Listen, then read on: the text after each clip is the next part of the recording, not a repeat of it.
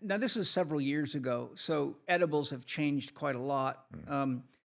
But this is one of the first times that it was like a rock candy. There was no marijuana substance in it. Yeah, taste to it. Back when I was younger, I would make marijuana brownies. Yeah. My wife would make them, and there'd be ground up marijuana in it. So you'd be eating the actual plant. Yeah. But now they're using some very powerful extracts, and like you don't even see them in there. It's kind of like someone can drop LSD into your your sugar cube or your candy or whatever, and you don't even know it's there until you're dancing on the moon. Yeah. And the effect of it was different than eating the plant. It was I don't really know how to put it into words, but it wasn't. I think it's like the difference between a synthetic, like if you've ever tried 5-MeO DMT versus a synthetic DMT like NMDMT. The synthetic ones are wickedly powerful. Oh, they are. They're very narrow, and that's where you run into machine elves and all sorts of stuff. I've never ran into machine elves on 5-MeO. I usually just have like the experience of total union with God, and bliss and just complete, utter, unspeakable beauty. Yeah. But when I did a year of training in how to use plant medicines for healing ceremonies with a doctor that has a lot of experience at that,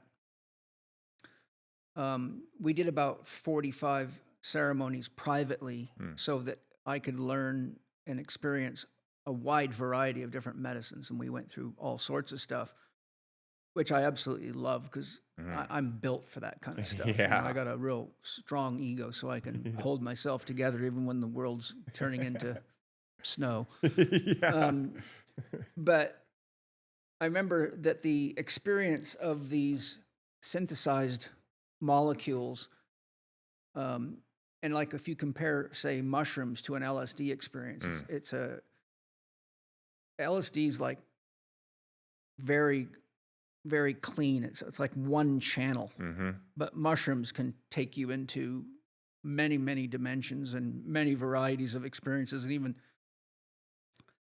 And I can't even count the number of mushroom species I've tried. Oh. But from one species to the next, you can get a completely different experience. They didn't know that. I mean, when I was getting into mushrooms back about 10 years ago, everyone said a cube is a cube is a cube, like cubensis strains. And so as a result of that, I had a lot of very challenging experiences because I thought, oh, all of these are the same. And even at that age, I wondered, I'm like, how can that be? Because cannabis strains are very unique and different, even though they all come from the same plant. And so with mushrooms, I remember one experience where I got a strain called penis envy. I had no idea at that age.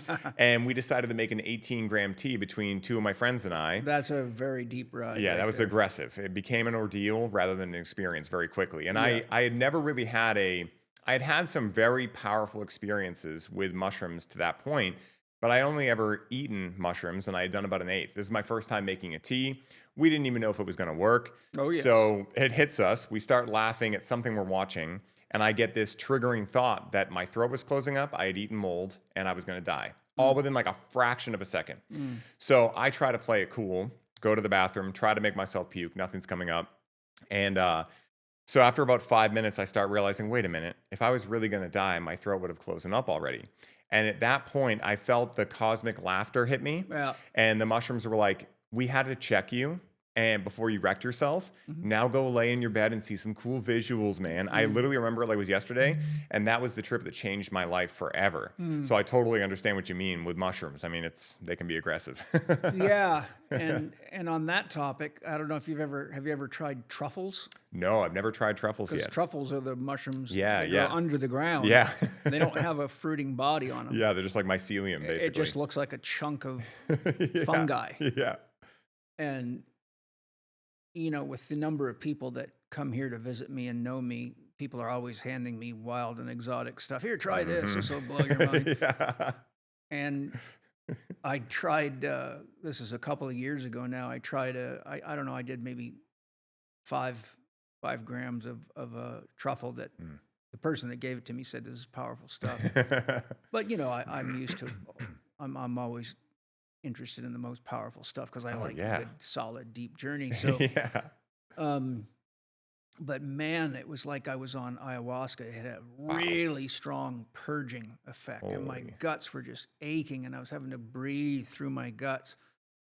So I've like shied away from the truffles because, my favorite ones are the ones you just put them in some juice or something and drink them, or you can make a tea, but I like to just grind them up and drink them in some vegetable juice or fruit juice. But that truffle was powerful. It was a great psychedelic experience, but the purging of it and my body just did not enjoy that. And so I don't like when I have to, work to survive the stomach experience, the gut experience, while I'm also having a great psychological experience, because it's kind of like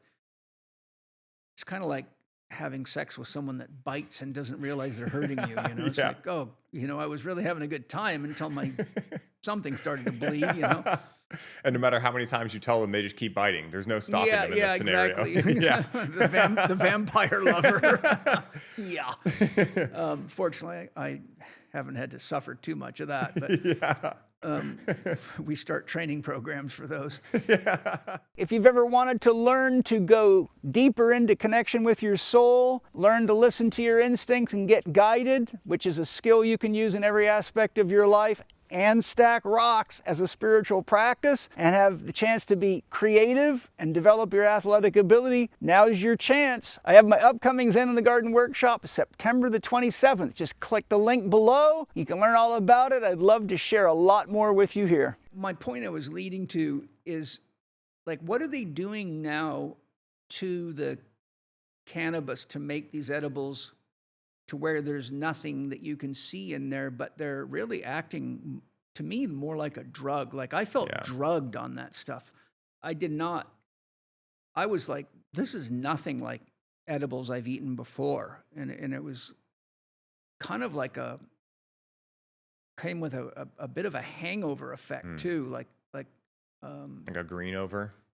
Yeah. Like I was quite tired the next day. My head was foggy. It was almost like I had to detox the stuff. So I'm just curious, like, maybe there's some things people should know about in this regard. Definitely. Because, like, I don't mind an occasional marijuana edible, but I want to have a marijuana experience. Exactly. I don't want to have some chemical concoction that might be a laboratory generated THC or whatever it is. So what is happening? What do we need to know about that? Yeah, great question. I'm so glad you asked this. There's a couple different things I'll go into. And when I say what I'm about to say, I'll probably say this again, but it doesn't mean that everyone that's making these products is doing so in a harmful way. Yeah. But I do want to bring attention to some of the industry's dirty secrets. All right. I love talking about this because as someone who worked in the industry, I got to see a lot of this stuff with my own two eyes. Mm-hmm. So overall, most edibles these days are made with concentrates. Mm-hmm. Now, concentrates are also known as hash oils. They're also known as dabs to some people. Dabs? Yeah, dabs. Like dabbing is the art of essentially smoking concentrates. Mm-hmm. You're kind of vaporizing them in a way off a hot glass nail. Oh. But essentially, it's like a new way of smoking hash in an oil form versus like the brick hash that we used to get back in the day from Morocco or wherever. Mm-hmm. And Lebanon. So, yeah, I know. Black Lebanese, baby. Yeah. When I was in Italy, a lot of people over there had hash from Morocco and all these places. Mm-hmm. And it was the first time I had seen it in years. So it was pretty cool, actually. But it's interesting how there's some concentrates that we'll talk about first that are pretty good overall. If you want the highest expression of a concentrate, you want what's called live rosin, not to be confused with live resin, right? Because live resin uses a hydrocarbon to make, usually butane or propane, whereas live rosin is really just ice, water. They cryo-freeze the plant directly after harvesting it, right? They cut it down, they immediately put it in a deep freeze. That preserves the terpenes, right? The essential oils of the plant. Then they actually make bubble hash with it, and then they press the bubble hash in a heat press to make it turn into an oil. And that is called live rosin. If you get edibles with live rosin, they're full spectrum. They're just as nature intended. They're just going to be stronger. That's a good thing to That's know. Great. Yeah. And live resin, same thing. It's going to be full spectrum, but it's made with a hydrocarbon. So if you're like you or I, or I'm sure all your listeners, you're not going to want to interact with that just because how long until we start seeing ads? If you use this product with this many hydrocarbons left in it, you're entitled to compensation, right? We all know those ads. And so the main one that people will use, though, is called distillate. Now, distillate is made through a CO2 extraction process. And what they do is, in order to do it, they have to strip the plant of all its terpenes beforehand. Otherwise, they'll get burned off in the distillation process. So what you typically end up with is something that is almost pure THC, sometimes up to like 98, 99% THC with nothing else in it. And so it's not natural, right? That's not how God inherited and created this plant to be interacted with. Yeah. And so as a result of that, it can cause a lot of weird effects. Like exactly what you were talking about is exactly what I feel when I eat distillate edibles. It's very strong in an intoxicating way, but it doesn't have almost all of the rule book along with it. So you kind of feel like you're in the middle of no man's land with no story to go by, nothing to go by, and you kind of just feel off, right? And it can lead to that green over, that really like harsh feeling the next day. It can actually impact sleep because THC acts as a gas pedal to our endocannabinoid system. And with most people already in a fight or flight state, I think this is one of the main reasons so many people experience paranoia and anxiety as a result of distillate edibles and just cannabis in general. It's not that THC gives you those things, but again, if your nervous system is already in fight or flight and then you give it more stimulation, eventually you're going to start feeling the effects of that through anxiety, paranoia, etc. What's already there, but maybe was unbeknownst to you beforehand or unknown to you.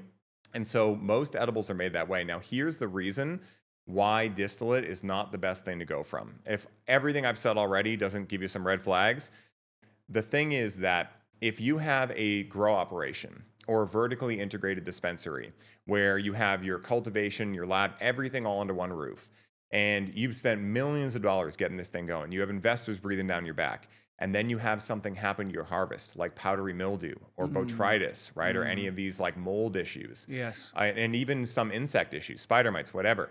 There is a way to remediate this flower through the distillation process. So if someone loses their harvest to mold, they can remediate it through, partly anyway, a distillate process, a distillation process.